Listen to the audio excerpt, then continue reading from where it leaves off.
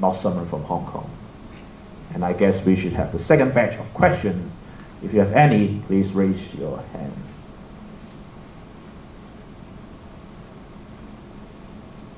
Yes.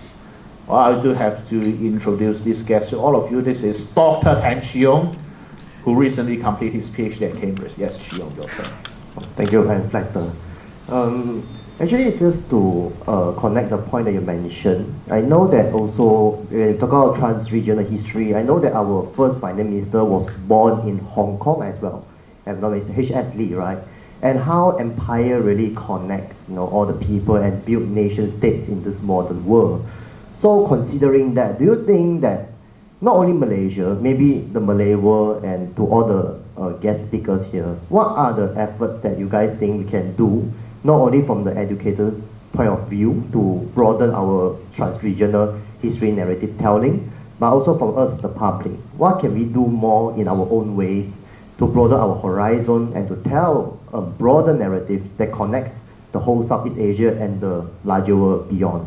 Yeah, that's my question. Thanks. All right, thanks so much. Do we have another question? If not, I guess we can first respond to Chi Yong's question. What can the public do? I've been speaking too much as a teacher, teaching only at the university. Well, but for members of the public, what can we do? Of course, one or two of the possibilities is, of course, to visit the galleries, Oceans That Speaks, and go and visit the Instagram of Imagine Malaysians and see that and read the post that Loong has just written. And what else? What do we have? Hello. Okay. I guess the first thing immediately you could do is when you go home, you ask if you're fortunate enough, your grandparents are still here. Just look at the letters that they sent out, the stamps they collected, the sort of things that people keep without knowing why they keep it. Get a bit curious, ask why these objects were kept in the first place. Was it a memory that connected to another space? I think when I did that back in undergrad and I found out about my grandfather's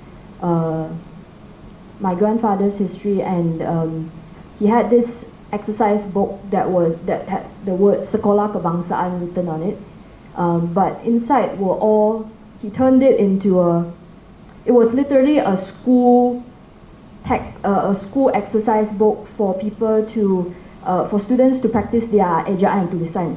But he drew a table on it, and then he wrote in Chinese and also in using the time of the concept of, he was using the lunar calendar.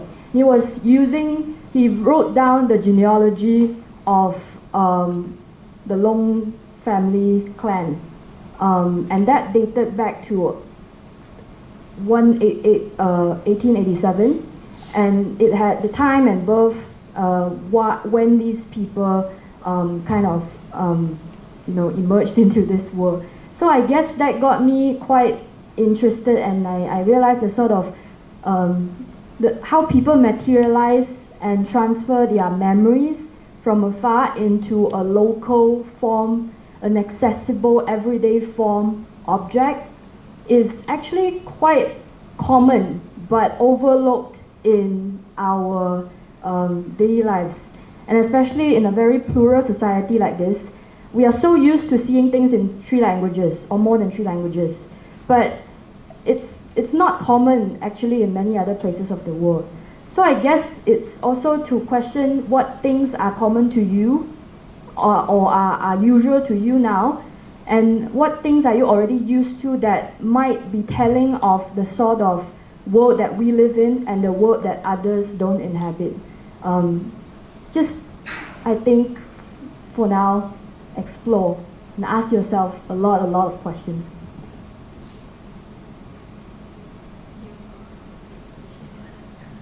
Right,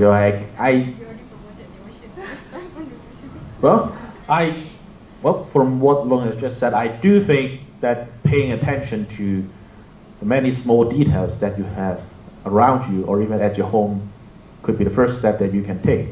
For instance, let's say my research focuses on the education history of Malaysia. And a few months ago, I came across a school magazine from Ipoh more than half a century ago. So it's a school magazine, and I'm working on the history of education. How is that useful to me? And I flipped through the pages, and I discovered that the school magazine, that particular school magazine from the late 1950s, it included a list of textbooks used by each form in that school at that academic year. So I could have a look of the actual textbooks that the school and the teachers and the students were using at that time. So what does that mean for me?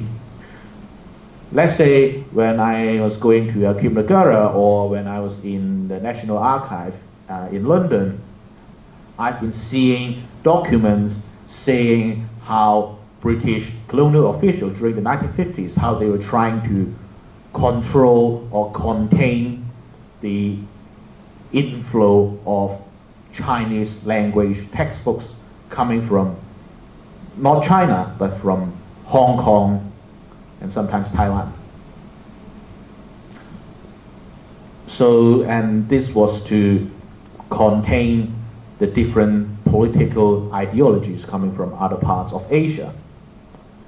However, when I took a look at that particular school magazine, I could see that some texts with some heavy Chinese political ideologies, they were still able to get in the schools. So is this a way for us to assess or evaluate whether the colonial officials succeed in terms of their Cold War policies? That may be one clue. And perhaps going back to the first question about the credibility of sources, when we just look at the colonial archive, we may be seeing how the colonial administrators were trying to implement their policies. But in terms of their effectiveness, we may have to go to the ground or to try to start from a bottom-up level to see what actually happened at schools as an education historian. So maybe we can take one or two more final questions from the floor before we proceed to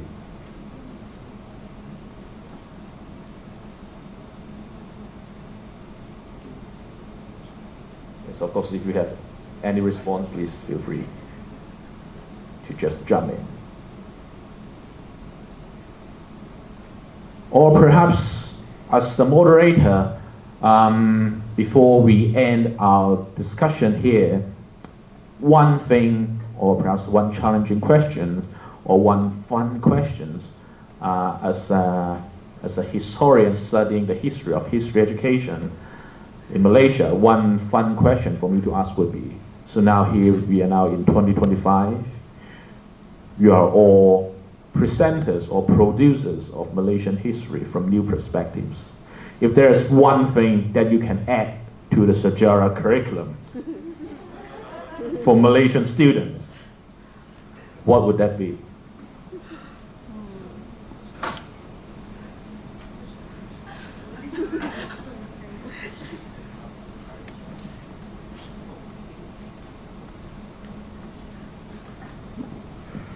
I'm going to promote the work of Professor Zahra Haji Mahmud. So she was, the was just her career. She's alive and well. And after a lot of hard work, I've been able to reach her.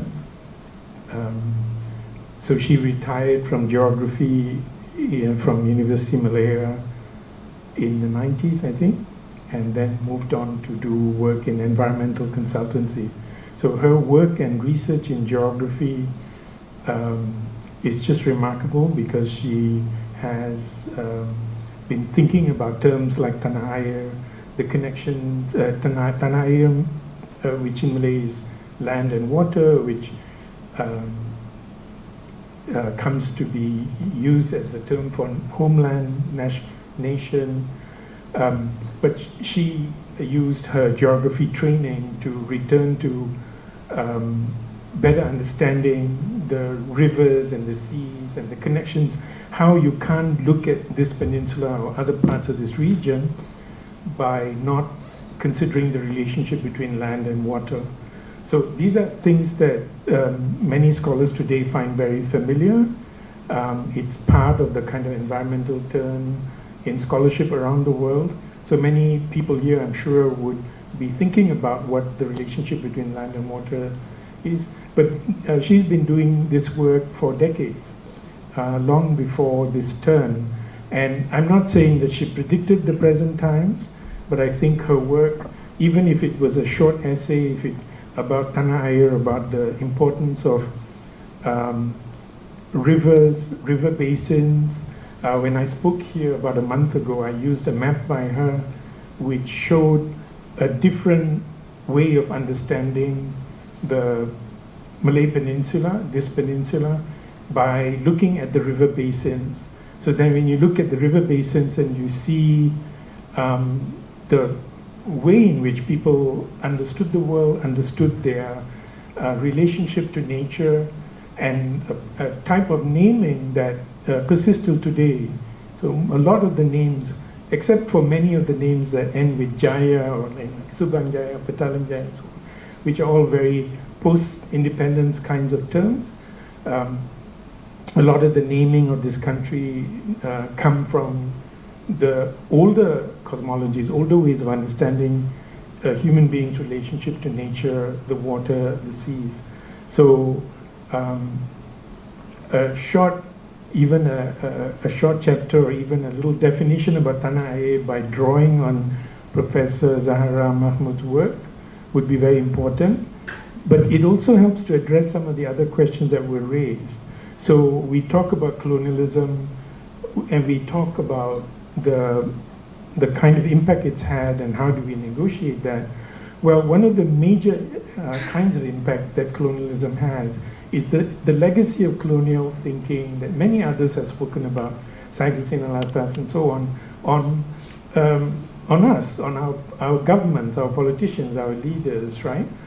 Who have been part and parcel, like other people in the world, who have embraced a kind of developmentalist view of the world, really not appreciated our natural landscapes, our relationship as humans with nature, right? And I think Zahra Haji Mahmood's work really is a deep effort at engaging colonialism by looking at Malay actors, Malay thinking, Malay understandings of the world, and putting that at the center.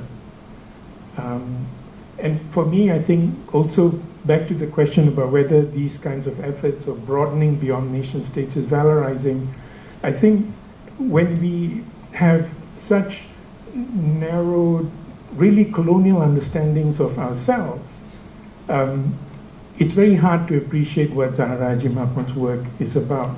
So I'm so glad that I was able to find some of her work a few years ago. I've used it in teaching, now I'm using it in my research. But I'm going on and on about this in part because I don't know for sure, but whether she was institutionally recognized or whether her work has made an impact. But if it didn't in its time, then I hope it will now. And I'm so glad that I've been able to have only a text-based message communication with her, but that I know she's alive and we can have this conversation now. So there's also been really good scholarship done by Malaysians that doesn't, even if she did get recognized at UM, I'm not sure, that knowledge is not particularly understood or recognized. So to be able to do that means paying attention to how people in this region thought about the world. So include Zahra Haji Mahmood's work in the syllabus.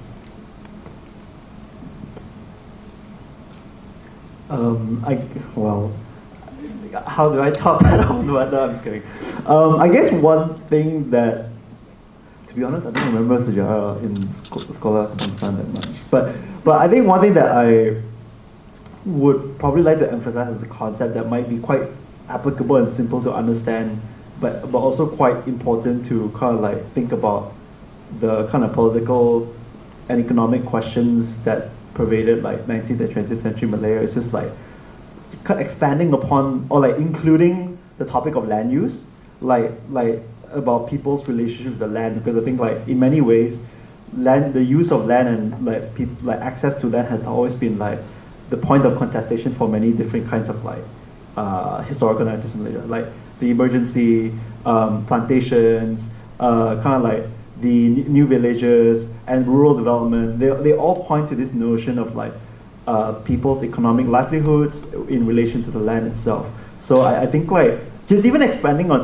something like this, because this I feel like something that's very easy to teach as well, because like, oh, harvest moon or like Animal Crossing, we're all planting things. I mean, like I guess like the notion of like using land itself as a concept is not an unknown thing in or hard to teach thing in Malaysia. So, but I think like a lot of things get missed out if we don't talk about this, because then we'll have these kind of like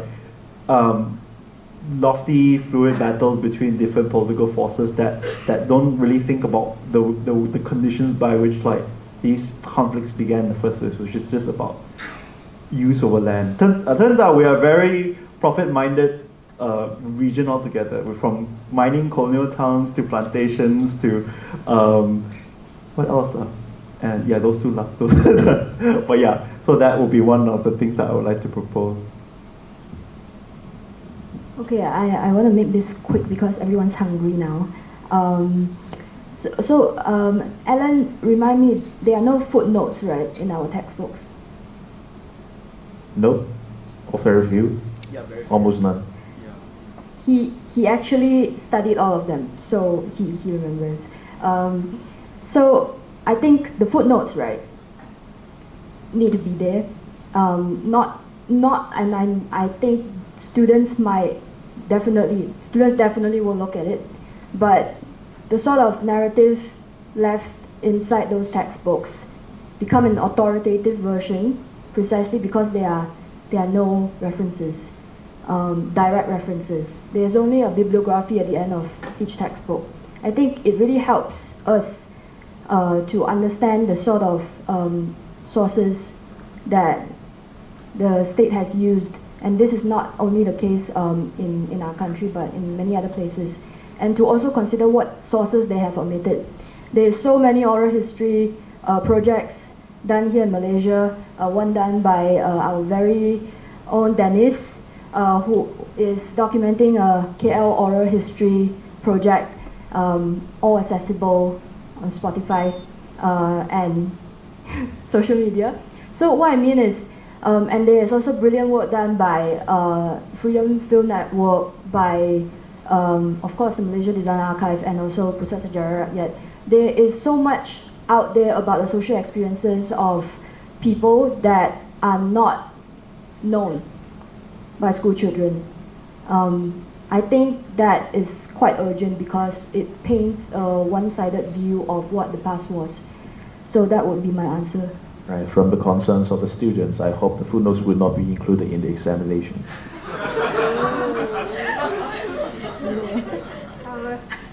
I left school long time ago, so I have no idea. I actually left school, so I don't know the syllabus now. But I know it's not easy task. In order to include all this, Zahra maybe to include footnotes is a good idea, because there are some things it just keep on repeating the same mistakes, keep on repeating in the textbooks. No, for example, the hikayat Hang Tua, takkan Melayu hilang di dunia. So there are various resources telling, oh, there's that exact word still in the hikayat. But when I read the hikayat, I cannot find the words takkan Melayu hilang di dunia. So, you know, like the government, the education ministry has to relook at the textbooks and maybe include the other scholars as well and their works in order to decolonize our mind. Because we, an adult, so we have the time to go and learn. The kids might be, we can just give them a few spaces for them to rethink how they look at our country. You know, like maybe spend a few times to have a discussion. This is the easy way, and make coming to museum a compulsory. I'm sure sejarah classes would be much more fascinating in this direction. But I guess, based on my observation of the time, I guess it's now the time for us to reach the closing of this roundtable. But before we end, I should hand over the floor to the two main organizers of this event, Marina and Loong, to give us a short closing remarks to our audience. So, Loong and Marina. Okay, I just want to say thank you so much for coming. Thank you. So, I have to say that this entire idea would not be possible if I didn't study at the University of Nottingham and I didn't take the courses taught by Dr. Sumit Mandal over here, who have really opened up my eyes and my horizons and challenged me to overcome my own nationalistic ideas entrenched within me after many, many years of schooling. So, of course, we have a very special exhibition just on the other side of the museum that you can spend your afternoon looking at after an amazing lunch at the museum's very own Mohd restaurant. I will let Marina close.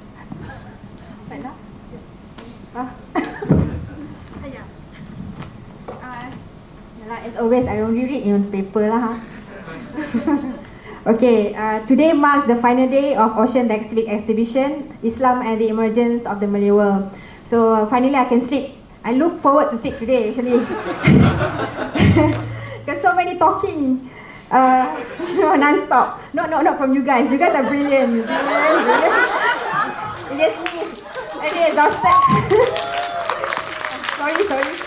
So because today is the last, no discount. Sorry. But you can still go and visit the exhibition because after this you're going to have another exhibition on Tipu Sultan of Mysore in August. But okay, to conclude this, actually I really want to thank Loong or Loong? Loong. Sometimes the spelling and the pronunciation is quite different. The president of Imagine Malaysia who approached me with the idea of collaboration. So I told her, you want free, do it now lah. So no lah. Maybe next time, this is not going to stop here. I mean, they are youngsters. I'm not that old, but they are the young ones. So they will continue and open more doors for discussion because we have a lot of museums coming up. Museum of Maritime of Pahang, Museum Maritime Pahang at the back. Hello? And there's a lot of groups outside, not just Imagine Malaysia and other groups of various ethnicities. In Sabah and Sarawak and also in Malaysia like Gerimis and all that. You guys can come up again. This floor is welcoming you guys with a feast maybe. So you can come and continue this discussion and hopefully now beyond maybe in 10 years more children, when they grow up they see this with the accessibility of social media. There's another way of telling the public about our history. To connect with other region as well. So because they are different generation than my generation. So I hope that you guys you're not getting bored with us today. I definitely know lah kan. But I hope that you guys get a lot of knowledge and exchanges from this roundtable discussion from the Susu there. From Dr. Zahara is a very important person. Of course, all the Syed Naqi Alatas, the Syed Hussein, right? All these people I don't know. When I start working here, then I know these people.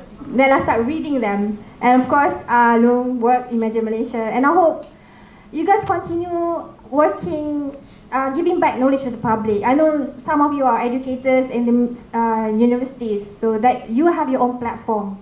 Our platform is public, but you have universities and schools to teach, including you lah.